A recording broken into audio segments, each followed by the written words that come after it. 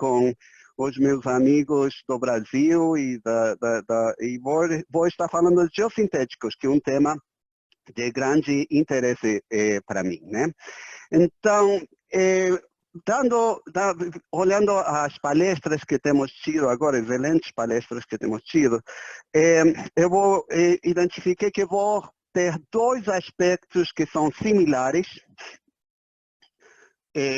e um aspecto que é bem diferente em relação às outras as duas primeiras palestras. Aspectos que são similares. Primeiro, vamos estar falando de, em certa forma, de aspectos geotécnicos que têm uma história muito grande. O tema de liquefação tem uma história muito razoavelmente grande, acelerada, mas grande, muito estudo que tem sido feito. O tema de geossintéticos, que vai ser o tema dessa palestra, também. Outro aspecto que é semelhante é que temos surpresas, ou temos aspectos novos. Apesar de que a liquefação tem sido bastante estudada, estamos falando de um contexto novo, um contexto de liquefação estática, que não é totalmente desconhecido, mas é razoavelmente novo, é surpreendente. E vamos estar também, nessa palestra, vamos estar falando de geossintéticos em projetos de mineração, que não é totalmente novo, mas eu acho que comparado com o potencial, tem muito para crescer. A grande diferença entre as duas primeiras palestras que eu vou fazer agora é que as duas primeiras palestras falaram de um problema. E como engenheiros temos que gerenciar esse problema. Eu vou estar falando de soluções. E como engenheiros também temos a obrigação de oferecer ao nosso cliente, à sociedade, a melhor solução que podemos ter. Então, vamos estar falando de uso de geossintéticos na indústria mineira. Então, só para ter um contexto, aqui temos uma mina, um projeto de mineração, e vamos estar falando de vários sistemas nesse sistema de mineração, que aqui está todo junto. Aqui temos estas, acho que em português seriam pilhas de inertes. Aqui temos a mina, uma escavação grande, é uma mina de cobre, escavação a céu aberto. Aqui temos as pilhas de lixiviação, uma das diferentes metodologias que podem ser utilizadas, que tem muitos aspectos geotécnicos que devem ser considerados. Pilhas de lixiviação para obtenção, nesse caso, de cobre. E aqui temos as barragens de rejeitos, né, que foram objeto das apresentações anteriores. Então, temos muitos contextos nessa engenharia de minas, que eu vou chamar de mining geotechnics, de geotecnia de mineração. Então, o que eu vou falar nessa palestra vão ser desses vários componentes: escavação aberta, open pits, pilhas de inerte, waste rock dumps, pilhas de lixiviação, a infraestrutura que dá suporte a essa atividade de mineração e, finalmente, de barragens de rejeito que já temos discutido hoje de manhã. Então, dentro dessas diferentes 5 aspectos diferentes que constituem a nossa infraestrutura mineira, eu vou falar mais ou menos do seguinte para cada um deles. Para cada um deles eu vou falar uma pequena, para aqueles de vocês que não estejam tão familiarizados, uma pequena descrição de cada uma desses sistemas. Em certa forma, das geossintéticos que são utilizados em cada um desses componentes, mas de uma forma geral. Mas, mais especificamente, eu vou estar falando do fechamento desses sistemas. Vou falar um pouquinho de vários aspectos, mas vou enfatizar os aspectos relacionados com o fechamento desses sistemas mineiros. Antes de dar continuidade na minha palestra, eu vou tomar a liberdade de fazer um pequeno espaço para advertisement, para comunicação. Eu quero ter essa oportunidade para convidar a todos a um projeto um evento que é um projeto novo e inovador que vai acontecer no Brasil, do Brasil para o mundo, que vai ser o Geoaméricas 2020, vai ser a 4ª Conferência Pan-Americana de Geossintéticos, e vai ser online e quero convidar a todos vocês a participarem. Em vez de, geralmente essas conferências têm 3 dias, dessa vez vão ser 6 dias, de 26 a 31 de outubro, todas elas online, e vamos ter a oportunidade de ver artigos, visitar exibição, participar de 40 sessões técnicas, participar de 7 keynote lectures que vão estar participando. Desde já, eu quero ter essa oportunidade para convidar para todos para essa conferência que vamos ter daqui a pouco, daqui a um mês. Muito bem, então vamos começar com o tema, voltando ao tema. Vou começar com escavação open pit e vou dar uma pequena descrição deles e como os geossintéticos podem ser utilizados e que não necessariamente é óbvio como eles vão ser utilizados.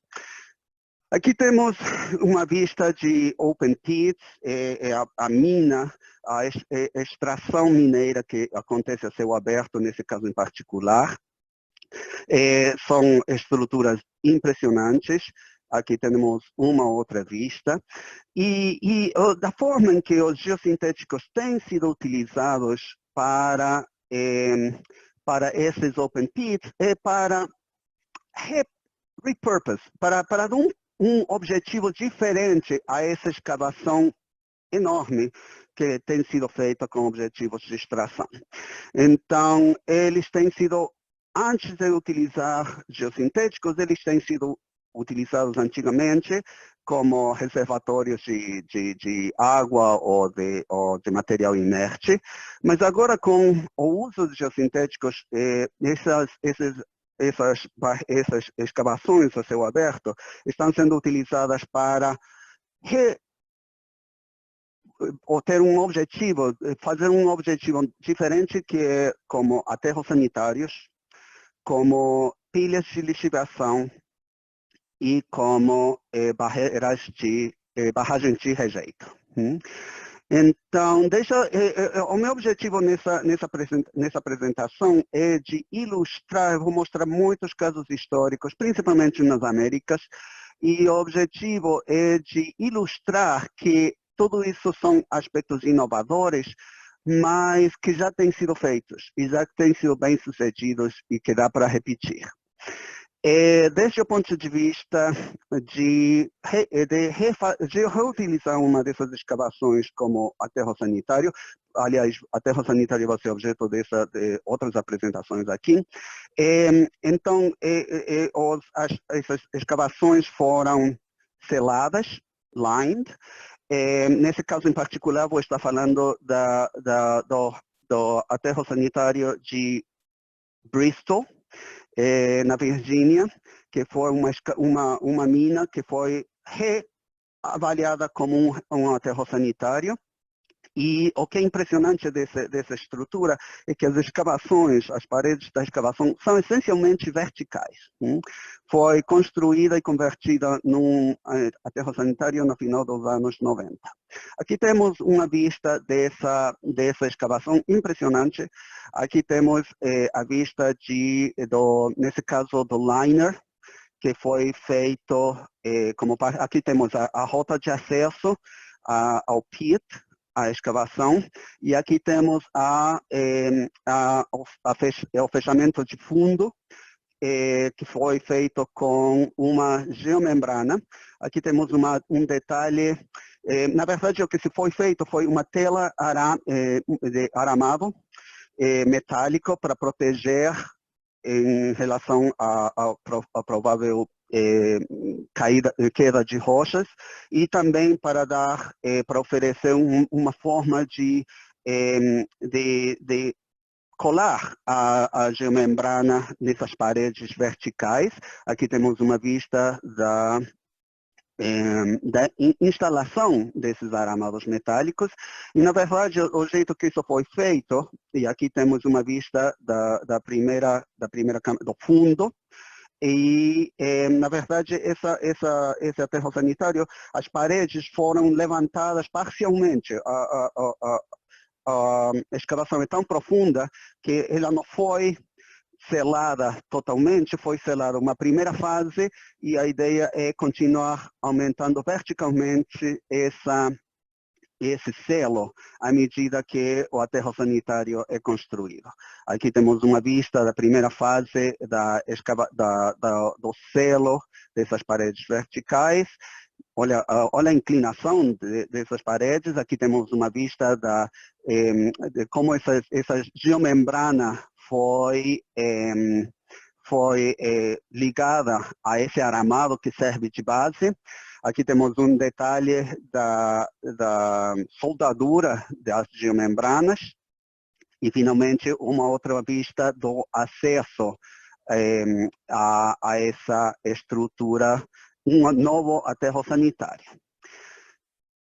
Além de aterros sanitários, essas escavações a céu aberto têm sido também feitas, e aqui vou mostrar o caso da Chino Mine, que é o caso, um caso em Novo México. Nesse caso, a escavação tem sido utilizada como uma pilha de lixiviação.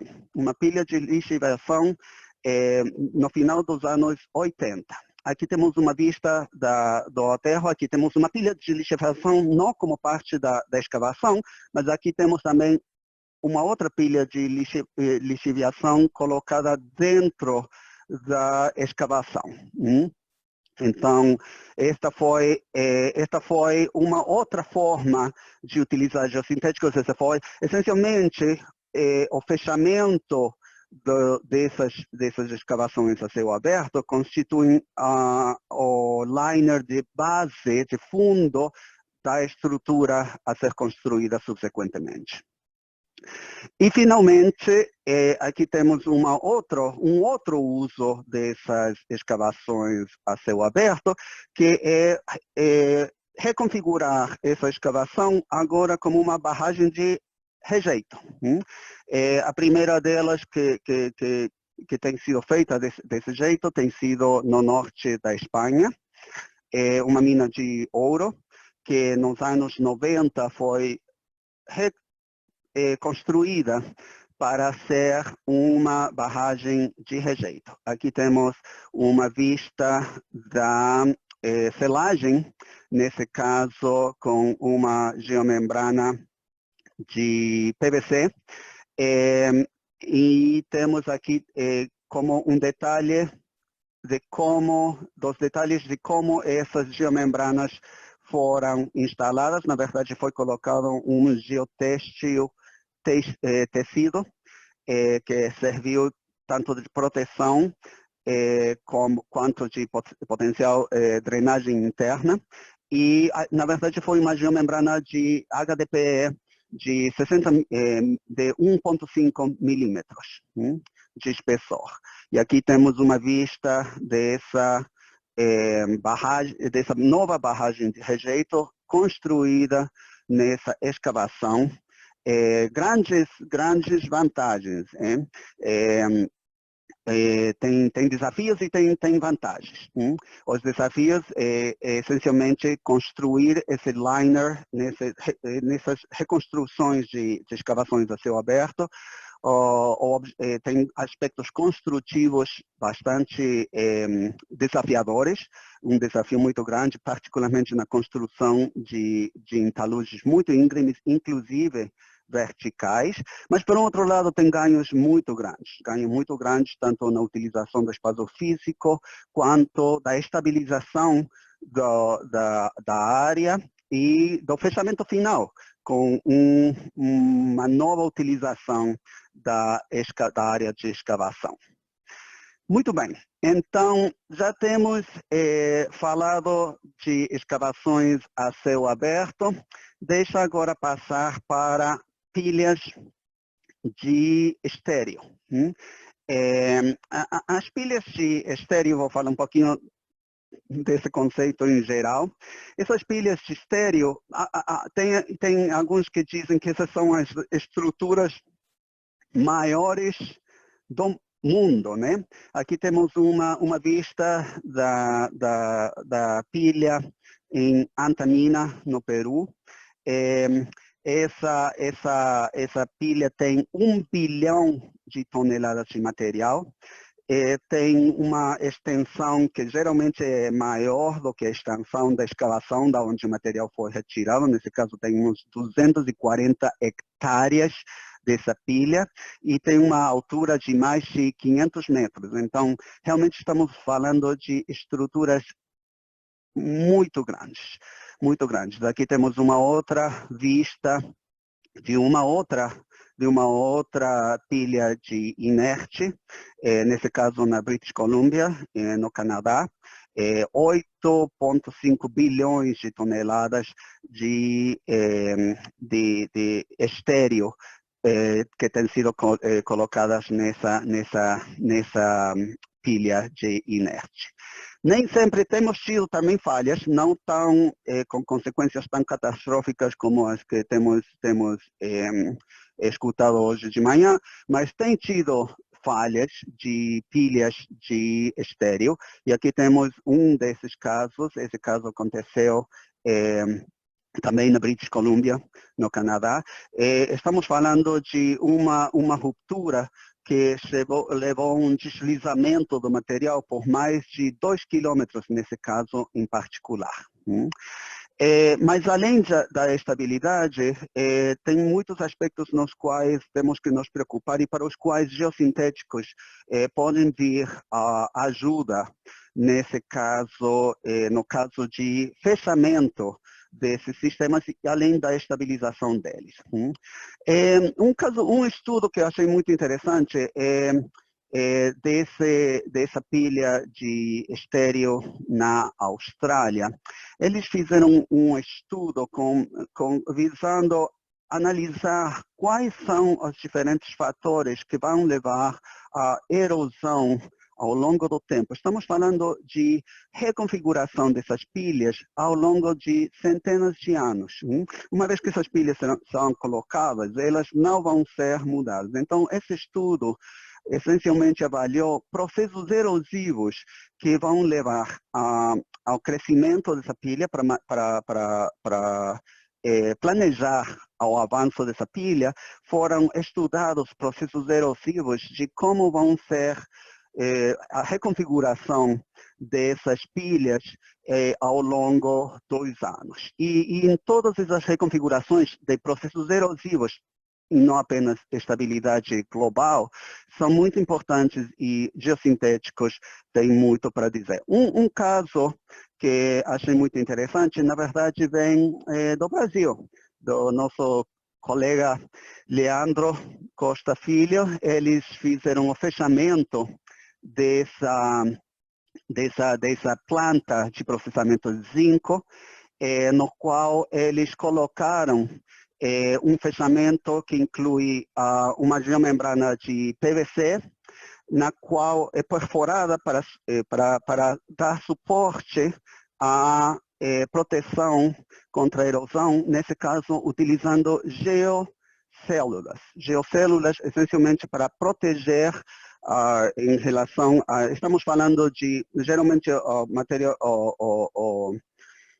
o mecanismo anti-erosivo da grande maioria dos taludes é vegetação. Nesse caso, não necessariamente podemos contar com a vegetação. Estamos falando de taludes muito íngremes, taludes muito longos e não necessariamente propensos, o material propenso para o crescimento da vegetação. Então, esses exemplos são bem... os geossintéticos podem vir à ajuda de minimizar processos tanto de estabilidade quanto de erosão nessas grandes, enormes pilhas de íngremes. Tem outros processos, outras formas de fechamento.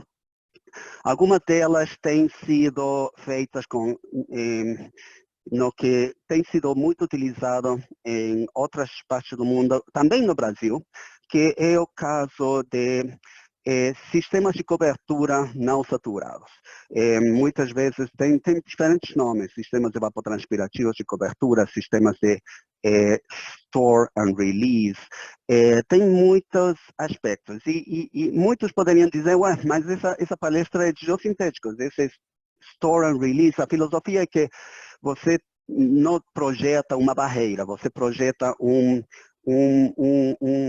uma contenção, uma estocagem de água que vem do céu, na forma de chuva, e eventualmente manda ela de volta para a atmosfera, sem que chegue a essa água, não chega a infiltrar. Muitas vezes essas pilhas têm problemas com potencial geração de drenagem ácida. Drenagem ácida. E para evitar a drenagem ácida do material que entra em contato com essas pilhas, a gente tem dois fatores que temos que evitar. Uma é a presença de oxigênio, outra é a presença de água. Na verdade, se a gente corta um desses dois ingredientes, não tem drenagem ácida sem água, e não tem, pode ter oxigênio sem água, ou pode ter água sem oxigênio. Não pode ter as duas. Então, temos vários casos nos quais essa filosofia tem sido utilizada. Aqui temos uma vista de um fechamento de uma pilha de estéreo, na qual foi utilizada essa filosofia de store and release. Na verdade, eles utilizam um aspecto meio combinado, que é o aspecto, uma barreira de baixa permeabilidade com uma barreira de store and release. Para aqueles de vocês que não estão familiarizados com esse conceito, na verdade, os conceitos de fluxo em meio não saturado são bastante contra-intuitivos. E são bastante contra-intuitivos, e é justamente nessa falta de coerência com a nossa intuição é onde geossintéticos podem vir à nossa ajuda nesses sistemas de store and release, nesses sistemas de armazenamento de água e evitar que chegue ao período de seca e essa água seja enviada novamente ao meio ambiente. Por que isso funciona? Muito basicamente, acontece o seguinte. Se alguém me pergunta qual é a condutividade hidráulica de uma argila, provavelmente vocês me vão dizer, 10 a menos 6, 10 a menos 7, 10 a menos 8 centímetros por segundo. Aqui temos a nossa argila. Eixo vertical, condutividade hidráulica em uma escala logarítmica. Qual a condutividade hidráulica de um silt, de uma argila de baixa plasticidade? 10 a menos 4 centímetros por segundo. E uma condutividade hidráulica de uma areia, ou de uma grava, ou, e aqui que vem a grande sacada, de um geotêxtil, de um geossintético poroso. Vamos dizer 10 a menos 2 centímetros por segundo. Pode até chegar a 1 centímetro por segundo. E tudo isso é verdade. Porém, o que não falei aqui, que no eixo horizontal, mostro aqui, tem duas variáveis que estão intimamente ligadas, que estou mostrando as duas. Uma é o grau de saturação, e outra é a sucção, o nível de sucção, a pressão da água. Então, todos esses valores que eu acabo de mencionar, 10 a menos 7 para argila, 10 a menos 4 para silt, 10 a menos 2 para areia, são razoáveis, desde que o material esteja saturado. Porque se o material não está saturado, acontece uma coisa muito interessante. Essa nossa argila vai continuar com uma condutividade hidráulica razoavelmente baixa, mas não vai descer muito mais do que o baixo que já é. O nosso silt, porém, a condutividade hidráulica do nosso silt vai despencar, vai ser muito mais baixa, ordens de grandeza mais baixa do que nossa argila. E aqui que vem o conceito de barreira capilar, as nossas areias ou as nossas geotextos porosos, a condutividade hidráulica sob condições não saturadas muito rapidamente vão ter uma condutividade hidráulica extremamente baixa, muito mais baixa. A areia e o geotexto vão ser uma barreira para a nossa argila, desde que estejamos em condições não saturadas. Então, se estamos em condições não saturadas, o material poroso vira a barreira.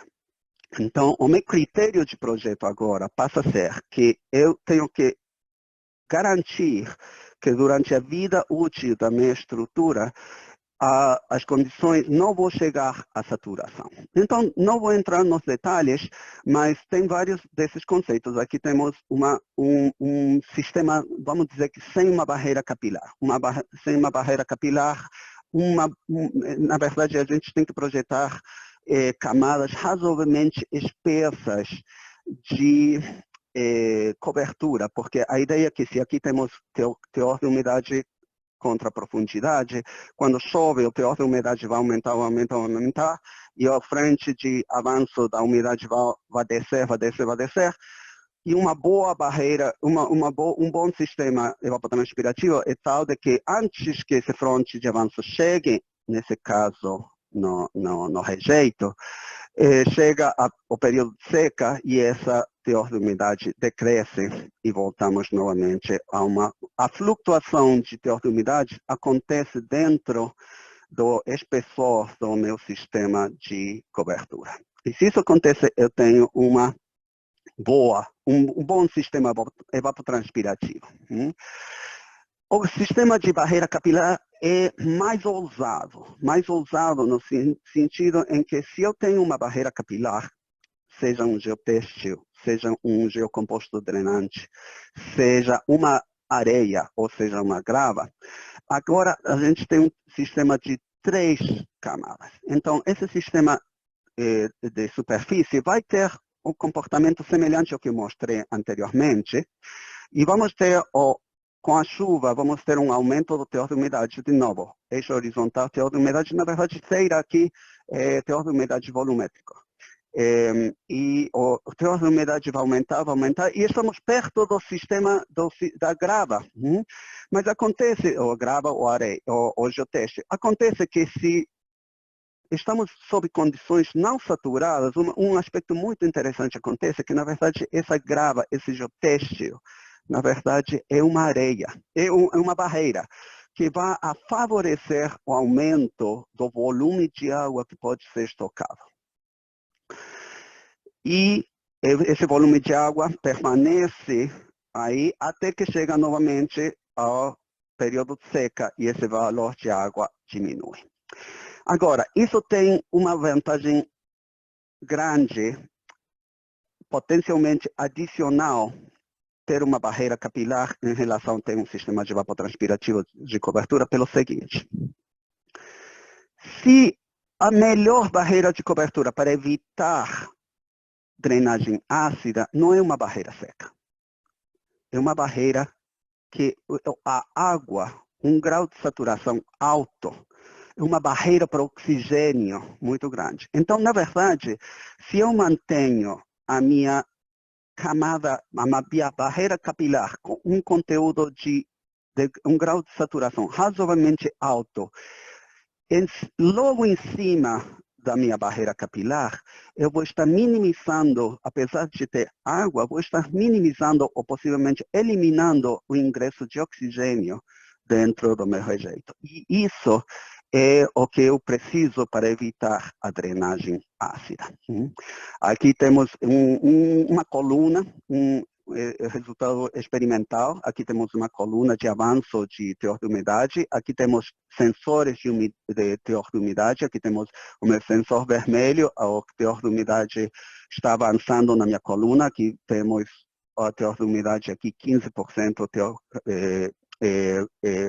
volumétrico. Aqui chegamos no sensor vermelho, o conteúdo de umidade, o grau de saturação aumenta, continua avançando e chego no meu sensor verde, o teor de umidade aumenta, o fronte de avanço continua e o meu sensor de umidade amarelo aumenta, e estou chegando no meu sensor azul, e o teor de umidade aumenta, e aqui está uma barreira, um dreno, um geocomposto drenante. Então, seria de esperar que assim que chega o fronte de avanço no meu dreno, o que acontece? O meu sistema drena. E não é isso que acontece. O que acontece é que esse fronte de avanço meio que bate e volta, e a teor de umidade, primeiro no meu sensor azul, pula para cima, depois o meu sensor amarelo e depois o meu sensor verde. Nunca chegou, nesse caso, ao sensor vermelho. Então, o que acontece é que, tendo essa nossa barreira capilar, temos a possibilidade de duas coisas: aumentar a capacidade de armazenamento de água, o que é bom, e de, em princípio, manter um teor de umidade razoavelmente alto nessa barreira, nessa interface. Por quê? Porque eu quero evitar o ingresso de oxigênio. E a água, um grau de saturação alto, é muito efetivo para minimizar o ingresso de oxigênio. Esse sistema foi utilizado nesse caso de um sistema de rejeito perigoso, não é de mineração, mas é no Rocky Mountain Arsenal. Rocky Mountain Arsenal é uma das áreas mais contaminadas. Em algum momento, essa área, aí foi onde foram produzidas armas químicas durante a Segunda Guerra Mundial. Em algum momento, isso foi chamado a milha quadrada mais contaminada do planeta. E o sistema que se utilizou para uma área enorme que precisava ser fechada, o sistema que foi utilizado foi um sistema de barreira capilar. E aqui temos uma ideia que está um geotêxtil não tecido, tecido, no qual foi vermelho, porque a ideia é que daqui a 1000 anos, se alguém escava e acha que tem alguma coisa vermelha, pararia de escavar. A ideia é que esse sistema não apenas se beneficia desse sistema de store and release, de armazenamento e descarga para o meio ambiente, mas também tem um armazenamento adicional devido à presença de uma barreira capilar. No caso de mineração, isso está sendo utilizado. Aqui temos um exemplo na barreira, na mina de LTA, no Quebec, em Canadá, onde a barreira capilar foi projetada principalmente com o objetivo de prover uma barreira para o oxigênio. Nós estávamos tão preocupados em ser uma barreira para a água, a preocupação maior era criar uma barreira para o oxigênio e manter um grau de saturação elevado. Muito bem, então temos falado de escavações a céu aberto na mina, pilhas de estéreo, e vamos falar agora de pilhas de lixiviação. Pilhas de lixiviação, essencialmente o conceito que essencialmente a lixiviação, por exemplo, é utilizado muito em sistemas como ouro ou cobre. A ideia é ter uma solução, uma solução que vai infiltrar, e a gente tira o minério, coloca numa pilha, e essa pilha é irrigada com uma solução, e a solução dissolve o material de interesse. E, eventualmente, esse material de interesse em dissolução é coletado pela solução, acho que impregnada, grávida, que, eventualmente, é utilizada para retirar esse material, esses minerais que são de interesse, seja ouro, seja cobre. Aqui temos uma vista de um sistema típico, e estamos falando de cianuro. Estamos falando de líquidos que realmente a gente não quer que entrem no meio ambiente. Então, um aspecto que se utiliza muito de geossintéticos é para a impermeabilização dessas bases. Estamos falando de uma base que geralmente tem problemas considerações de estabilidade muito grandes. Estamos geralmente colocando essas pilhas de lixiviação em taludes. Então, a estabilidade dessas pilhas é de um aspecto primordial. Aqui temos um exemplo. Então, temos o minério estocado, temos a solução, que vai ser irrigada dentro do minério, e temos o sistema de impermeabilização, o liner, e finalmente o sistema de coleção. Esses são os diferentes componentes de um heap leach pad, de uma pilha de lixiviação. E aqui temos um detalhe, por exemplo, na ancoragem desse sistema de liner em cada uma dessas bancadas, né, que constituem a escavação. Aqui temos uma boa vista de uma dessas pilhas em operação. Aqui temos o sistema de irrigação. E como exemplo, vou dar um exemplo. Essas são uma das áreas nas quais estamos falando de puxar o limite do uso de geomembranas. Por quê? Porque estamos falando de pressões temos muita experiência com o uso de geomembranas em aterro sanitário. Mas aqui estamos falando de pilhas de 400 metros, 500 metros de altura, 100 metros de altura. Estamos falando de pressões normais nas quais não temos tido tanto uso no contexto de aterros sanitários. Então, agora estamos tendo que caracterizar essas interfaces, de avaliar a estabilidade. Aqui temos um exemplo de uma pilha de lixiviação para uma pilha no Peru, na onde também temos a estabilidade global e a estabilidade ao longo do liner, que é a mais geralmente é a que governa a estabilidade dessas pilhas. E aqui temos um exemplo, nesse caso em particular, do liner. O liner estava essencialmente um sistema, o que a gente chama de liner composto, que é um material argiloso com uma geomembrana. E aqui temos o que às vezes se chama de overliner, que é um sistema de drenagem, mas um sistema de drenagem que tem muitos outros aspectos de consideração como parte do projeto das pilhas de lixiviação.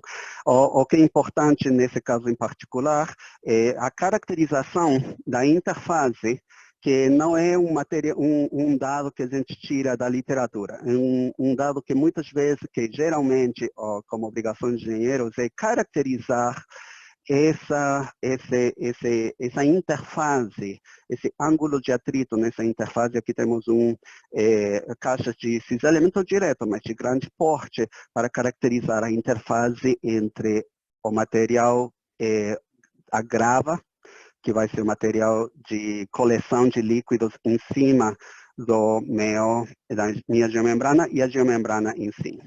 Aqui temos como exemplo a caracterização a diferentes pressões normais da interface entre esses dois materiais. E aqui temos uma vista da colocação desse material, esse que se chama de overliner, que antes de colocar o minério, o material que vai estar entre o minério e a barreira. E aqui temos uma vista, uma escavação para avaliar o estado da geomembrana, e aqui temos uma vista da colocação desse overliner. E, finalmente, também temos que, como parte, nesse caso, como parte do sistema de coleção, também geossintéticos têm sido grandemente utilizados no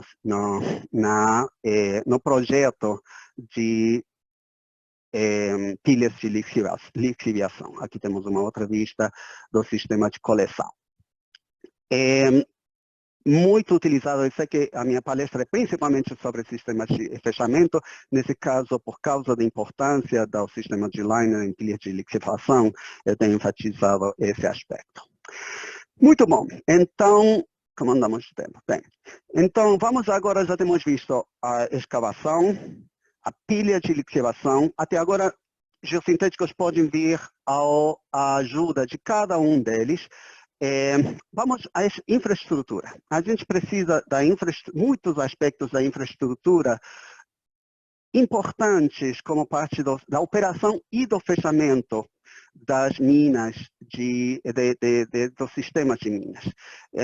Temos estruturas de contenção, rotas não pavimentadas de acesso, pavimentadas e não pavimentadas, aeroportos, pequenos aeroportos que podem servir a mina, componentes de gerenciamento de águas superficiais, muitas dessas estruturas, geralmente com restrições, tanto do material que pode ser utilizado, quanto da geometria que pode ser projetada.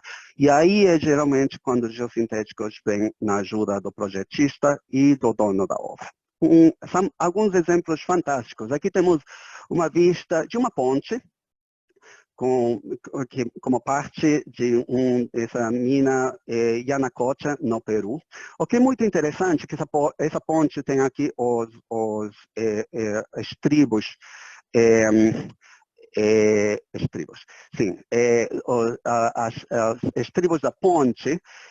Mas o que é mais interessante aqui, a grande maioria das nossas pontes, na verdade, elas são projetadas de tal forma que a estrutura de contenção está sobre a superfície do terreno, mas a carga da ponte geralmente são fundações profundas.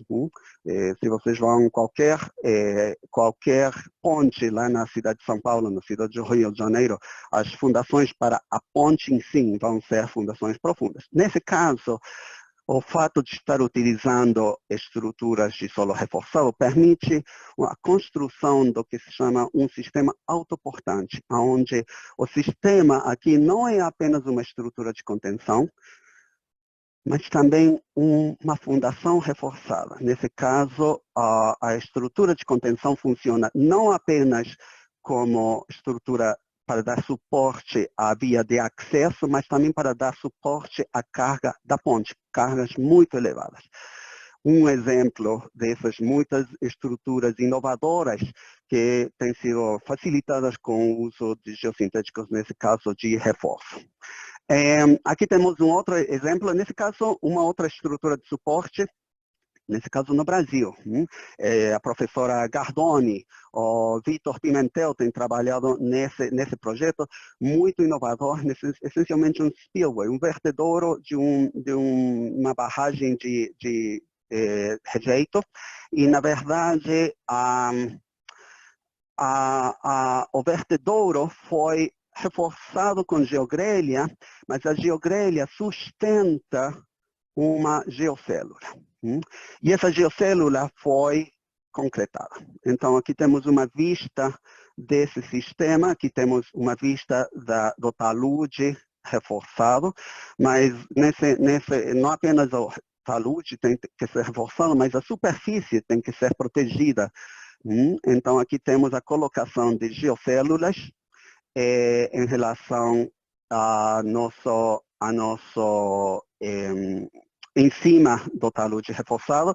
As geocélulas são ligadas, mantidas em posicionamento com o uso das geomalhas, e aqui temos um display dessas geocélulas sendo desplegadas em cima de um geotêxtil, nesse caso, e finalmente elas sendo concretadas. As geocélulas sendo concretadas, acontece que o uso de geocélulas concreto em geocélulas é particularmente eficiente para o controle das trincas de contração de concreto, particularmente eficiente, nesse caso, num vertedouro, mas também em canais que servem para o gerenciamento de águas superficiais. E aqui temos uma vista dessa nossa, estou mostrando, sim, uma vista também de canais, nesse caso também geocélula com infill, com recheio de concreto, e uma outra vista numa outra barragem, numa mina na qual essa foi utilizada como para gerenciamento de águas superficiais. Estruturas muito inovadoras, que se beneficiam do uso inovador dos geossintéticos. Vamos ao último, mas um aspecto grande é como os geossintéticos podem ser utilizados em barragens de rejeito.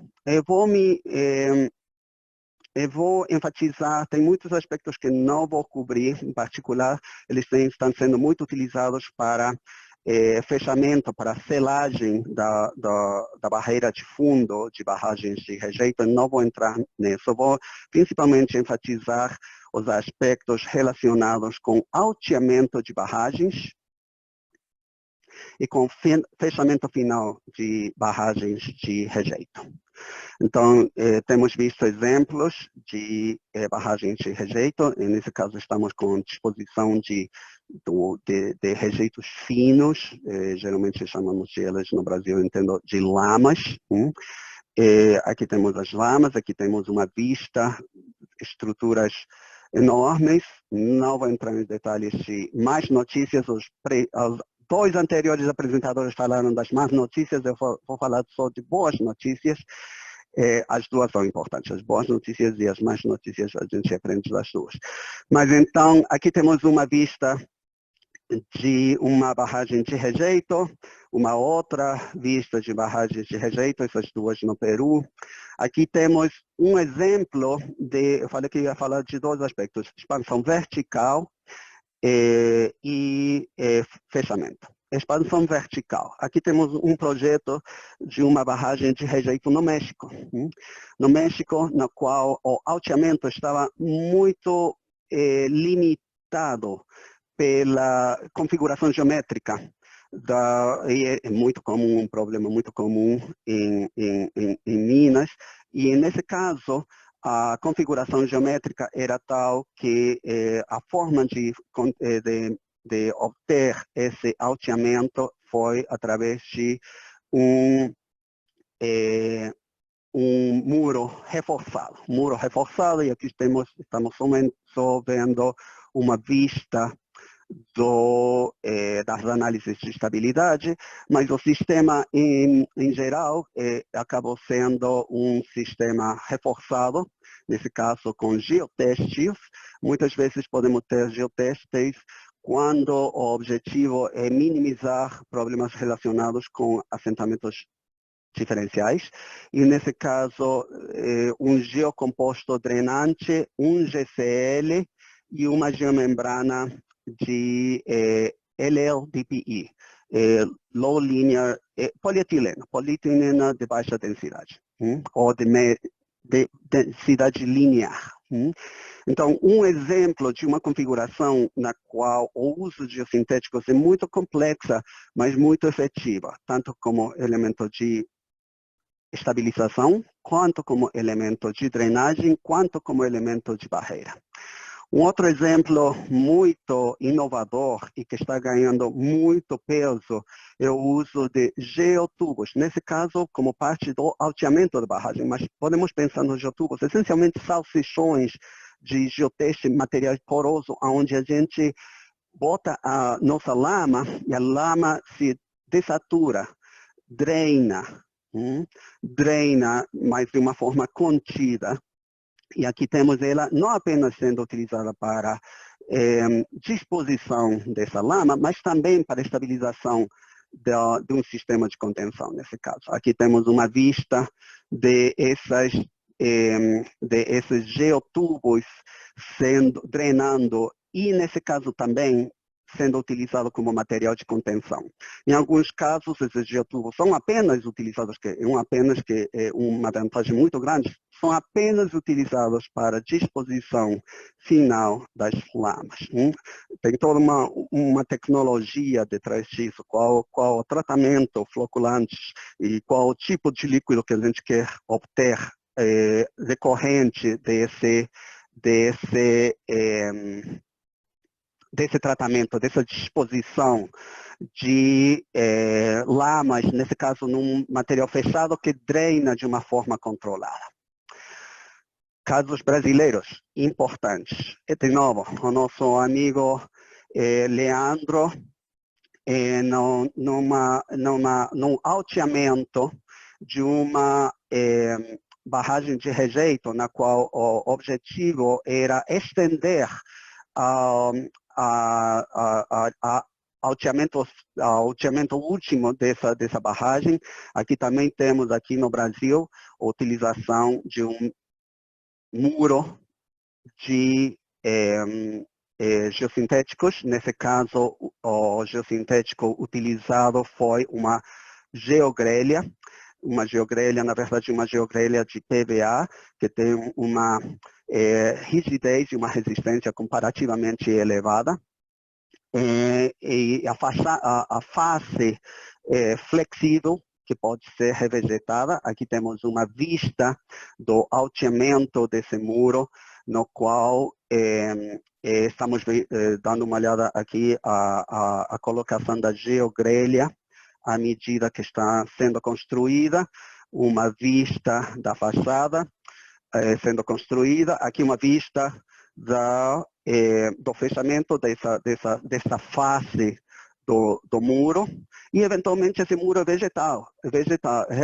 Então, desde o ponto de vista ambiental, tem até um aspecto ambiental e de fechamento e de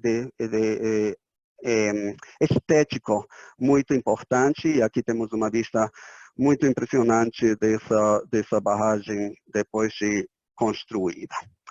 Também o nosso colega, amigo Leandro, nesse caso, é um outro alteamento, também utilizando geossintético. Por que estou mostrando todos eles? Porque eu quero mostrar que nós estamos, apesar de ser inovador, estamos pisando em exemplos muito bem consolidados, que têm dado um comportamento muito adequado.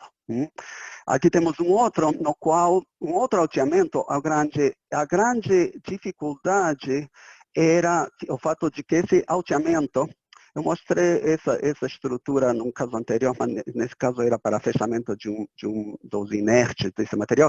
Nesse caso, a grande dificuldade era um solo de fundação extremamente compressível, que tem PIT, material orgânico de alta compressibilidade. E aqui temos, para facilitar esses assentamentos diferenciais, esse último alteamento que estamos vendo aqui, foi feito com uma barragem que se chama back-to-back. Você bota o reforço puxando desse lado e desse outro lado você puxa a face do outro lado. E aqui temos, então, geossintético sendo utilizado para o alteamento dessa última camada da minha barragem, mas também sendo utilizado para impermeabilização, geossintético sendo utilizado para impermeabilização da minha barragem. Aqui temos uma vista da construção desse último alteamento, construção sem dificuldades, assentamentos diferenciais importantes, uns 20 centímetros, mas esperáveis e bem tolerados por essa estrutura flexível, que é uma estrutura reforçada com geossintéticos. Outro exemplo do Leandro, estou tomando muitos desses trabalhos foram apresentados pelo Leandro numa conferência Geoméricas, que nem essa que eu falei que vamos ter daqui a pouco no Brasil. Nesse caso foi na Geoconferência, todos eles vêm de uma conferência apresentados na primeira conferência pan-americana, que foi em Cancún, no México. Nesse caso, é um terceiro caso também de alteamento, mas é diferente no sentido em que esse caso, o alteamento foi feito em cima do material de rejeito anteriormente depositado. São Luís, no Brasil. Aqui temos uma vista desse alteamento e o que é interessante dessa estrutura, aqui temos o material de rejeito antigamente depositado, aqui está o dique de contenção antigo e aqui está um novo alteamento sendo construído em cima desse rejeito antigo. O material tem que ser está ser capaz de tolerar assentamentos diferenciais muito grandes, e aqui temos uma vista dessa estrutura já construída, desafiante, mas com boa engenharia que dá para ser feita, nesse caso com geossintéticos que têm a habilidade de sustentar assentamentos diferenciais muito, muito grandes. Outros alteamentos, no Peru, eles têm feito algumas construções incríveis. E no Peru, a diferença do Brasil, que agora sabemos que também temos que falar de liquefação, mas no Peru, estabilidade sísmica é importantíssima. Então, aqui temos uma barragem de rejeito não é extremamente alta, mas sobre condições extremamente restritas geométricas, com taludes 1:1, uma altura de uns 30 metros de altura, uma largura da cresta de uns 4 metros, e aqui temos uma avaliação do projeto final, como foi eventualmente projetado. Geossintéticos foram utilizados como reforço, foram utilizados para drenagem, e foram utilizados também para proteção nesse caso estava restringido pela presença de um rio, para proteção de erosão na base. Aqui temos estabilidade estática e estabilidade sísmica, que foi avaliada com uma aceleração de projeto de 20% horizontal à aceleração da gravidade. Nesse caso, aqui temos a preparação do material de fundação, a fundação do sistema de contenção de rejeito. Aqui temos uma vista da construção do aterro, uma vista da colocação do reforço no alteamento e uma vista do projeto final, no qual foi utilizado geomalhas uniaxiais para construir esse sistema de contenção de rejeitos razoavelmente pequeno, mas sob condições extremadamente rigorosas e de restrições geométricas muito grandes.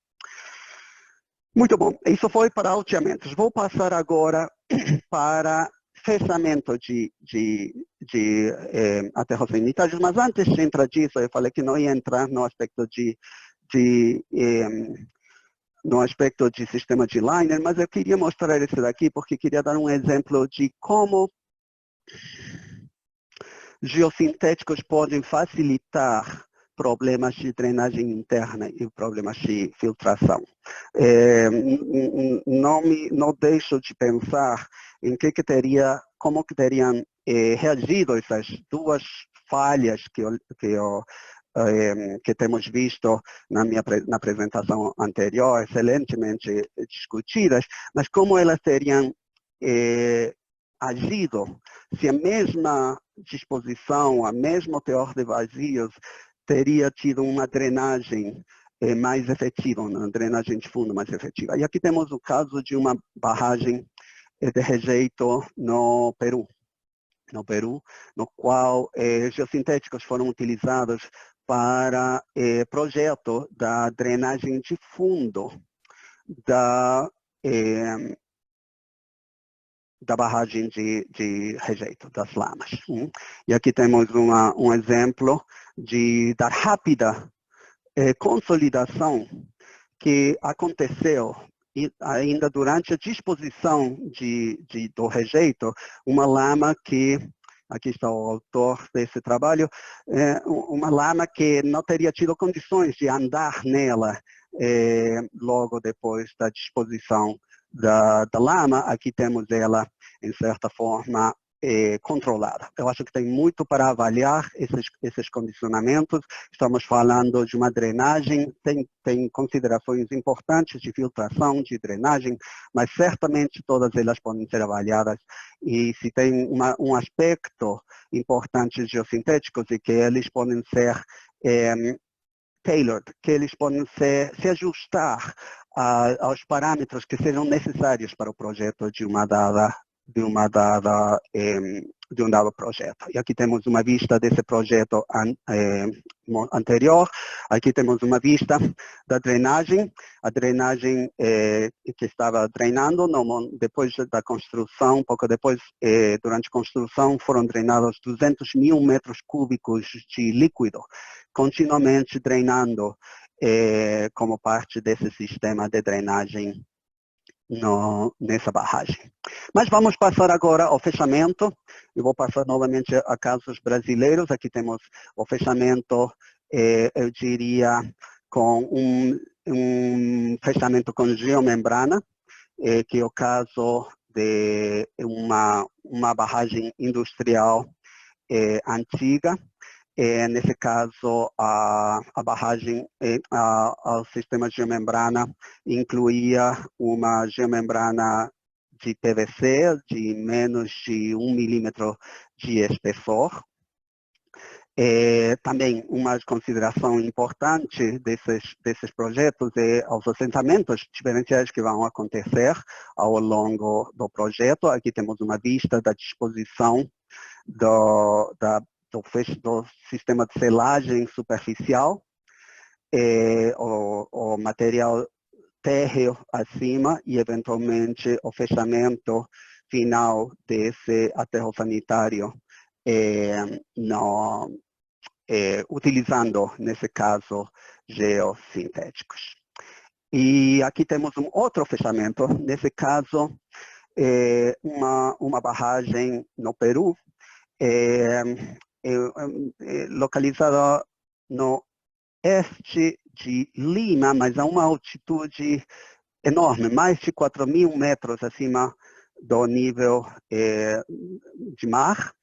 E nesse caso em particular, o grande problema para o fechamento era a extremamente baixa capacidade portante do material da lama, ao ponto de que o projeto inicial pedia a utilização de um geotêxtil não tecido, mas ele não foi suficiente para satisfazer. Muitas vezes se utilizam geossintéticos de uma forma que foi utilizado no projeto anterior, vamos utilizar novamente. Nesse caso atual, o geotêxtil foi colocado, mas o projeto chegou a parar e não avançou. Então, o geotêxtil se manteve exposto por uns 2 anos.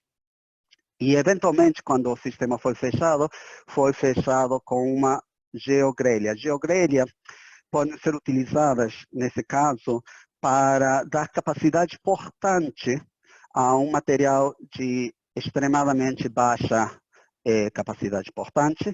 Aqui temos uma vista da disposição dos geossintéticos, nesse caso, geogrelha, não gemalha. Geogrelha, nesse caso, para reforço do sistema de cobertura. Então, geogrelha pode ser utilizada não apenas para o reforço de estruturas de contenção, mas nesse caso para reforço do sistema plano, sistema de cobertura, com o objetivo de aumentar a capacidade portante do sistema.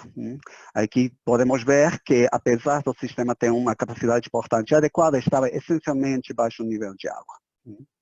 Aqui temos como foi possível, a diferença das fotografias anteriores, inclusive entrar com material, com equipe de construção, nesse caso um caminhão. Mais uma vista, que foi utilizado também geossintéticos para canalizar a drenagem superficial. E aqui temos a vista final dessa mina depois de ter sido fechada. Muito bom. Então, com isso, a minha intenção foi ilustrar vários casos, muitos casos bem-sucedidos, nos quais geossintéticos têm sido utilizados de uma forma muito bem-sucedida para fechar, para utilizar de uma forma diferente, posterior à escavação a céu aberto de um open pit, Geossintéticos têm sido utilizados muito efetivamente para selar pilhas de lixiviação, pilhas de estéreo, em particular para minimizar problemas associados depois de fechamento com a geração de drenagem ácida, inclusive utilizando conceitos de barreira capilar. Geossintéticos têm sido utilizados e são extremamente viáveis e recomendados para utilizar sistemas de infraestrutura, incluindo pontes, incluindo caminhos de acesso, incluindo sistemas de gerenciamento de águas superficiais. E geossintéticos têm sido utilizados também em barragens de rejeito de mineração. Em particular, eu mostrei exemplos nos quais geossintéticos têm sido utilizados como elementos de drenagem, elementos de reforço para alteamento das barragens e elementos de reforço para dar capacidade portante ao sistema de fechamento. Como considerações finais, eu gostaria de apontar que, em geral, geossintéticos jogam um papel importante nos projetos de geotecnia de mineração, devido à grande versatilidade, bom comportamento, boa performance, e, em muitos casos sendo efetivos desde o ponto de vista financeiro, e extremadamente boa caracterização das propriedades mecânicas e hidráulicas, e principalmente a criatividade de dois setores, dois aspectos que jogam um papel muito importante no contínuo avanço, na inovação disso. Uma é a criatividade dos produtores geossintéticos, que continuam a trazer produtos novos e melhores e inovadores, e a criatividade dos projetistas, né? A criatividade dos projetistas que continuam a transferir conhecimento que temos de outras áreas para a engenharia de geotécnica de mineração. E com isso, vou agradecer a todos vocês pela atenção e pela oportunidade de compartilhar essas ideias com vocês. Muito obrigado. Excelente palestra, Jorge. Nós é que agradecemos, com certeza. O pessoal todo que está na nossa audiência está muito agradecido por esse momento. Vamos às perguntas? Vamos lá. Vamos lá. Então, tem algumas aqui. A Luísa Gaudiano e o Carlos Henrique Morgado levantaram algumas perguntas sobre qual tipo de geomembrana para mineração, entre o polietileno de alta densidade, o PAD, e o polietileno linear de baixa densidade. Como fazer essa escolha, relação custo-benefício, o seu ponto de vista? Muito bem. Se a diferenciação entre polietileno, seja de baixa densidade ou de alta densidade, não tem, sempre que você ganha num aspecto, você perde no outro. Então, vai depender dos critérios de projeto, né? Comparando esses dois, porque temos muitas outras opções também, mas comparando esses dois, o polietileno de densidade linear vai se caracterizar não necessariamente pela melhor durabilidade em relação ao polietileno de alta densidade. O polietileno de alta densidade vai ter uma durabilidade, uma resistência à degradação química maior, porém vai ter uma rigidez também maior. Essa rigidez passa a ter um papel muito importante quando temos sistemas que têm a possibilidade de deformações grandes. Então, por exemplo, em sistemas de cobertura, é muito comum se utilizar sistemas de polietileno linear, porque tem a possibilidade de assentamentos diferenciais. Precisamos de mais flexibilidade. Nesse caso, o polietileno de densidade linear é mais favorável. Ou se temos um revestimento lateral ou de fundo, nos quais se antecipam grandes assentamentos ou diferenciais, movimentos significativos, nesse caso a flexibilidade joga um papel importante. Agora, se a gente está falando de, principalmente, rejeitos industriais ou rejeitos de alta corrosão de pHs muito extremos ou componentes químicos particularmente problemáticos, então HDPE passaria a ter uma resistência maior à degradação, ao comportamento com o tempo, devido à interação com esses químicos. Esses são os dois aspectos. Uma é a degradação, a reação em relação à degradação com o tempo, e outra é compromisso com a flexibilidade. Perfeito. Tem uma pergunta aqui da Marcela Strongiles. Ela foi lá na parte inicial ainda da apresentação. Ela pergunta, isso é devido à formação de bolhas de ar? Ou qual é o mecanismo que forma essa barreira? Além disso, o armazenamento de água não eleva a poropressão, podendo levar à instabilidade? Não sei a que... Exatamente, qual era o momento da apresentação, né? Eu vi essa pergunta depois, com um pouco de atraso. Não estou sabendo exatamente a qual projeto está considerando. Eu não tenho falado de bolhas de ar, então não sei exatamente, não saberia responder. De repente, o mais viável seria receber essa pergunta novamente por e-mail, e que ficarei bem satisfeito de responder, mas nesse caso eu queria saber a qual projeto ao qual está se referindo. Sérgio Costa pergunta, Jorge, você comentou que a permeabilidade do geotexto é afetada pela sucção do solo não saturado. Quando o solo está nessa condição, há um incremento na resistência ao cisalhamento dos solos por conta da sucção. E na relação solo-geossintético, a sucção exerce alguma influência na resistência ao cisalhamento de interface solo-geotexto, na interface? Sim, claro. Tem toda uma linha de investigação, uma linha de conhecimento razoavelmente nova, que tem a ver em como interagem, particularmente geotextos, com solo não saturado. Então, temos o impacto em vários aspectos. Um é impacto no fluxo. Estamos falando de fluxo em meio não saturado, que é muito, eu chamaria de contraintuitivo. E o impacto que tem também na interface, incluindo o efeito da sucção na resistência ao cisalhamento. Para ser sincero, como projetista, eu não levaria em consideração o benefício da sucção quando projetando em relação à caracterização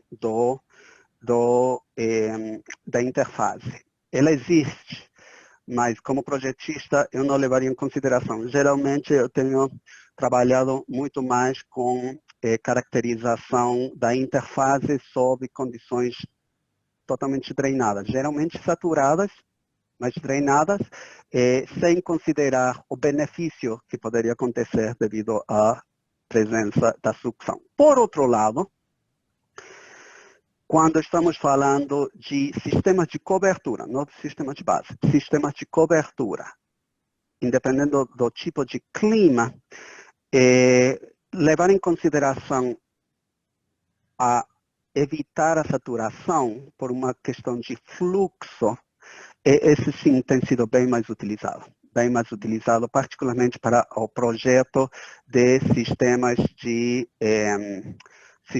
de cobertura, store and release, sistemas de cobertura evapotranspirativa, sistemas de cobertura de barreira capilar. Esse sim tem sido utilizado, é um critério de projeto. Você projeta para manter esse grau de saturação baixo. Denis Parra comentou, enquanto a gente apresentava ali o caso do depósito do Peru, ele só contribuiu também com a informação 4.600 metros acima do nível do mar, esse projeto. É elevadíssimo. Muito obrigado, Denis. Ele foi que contribuiu muito desses projetos que eu acabo de mencionar. Temos muitos elogios, agradecimentos, reconhecimentos, encaminharei todos a você e agradeço em nome de todos aqui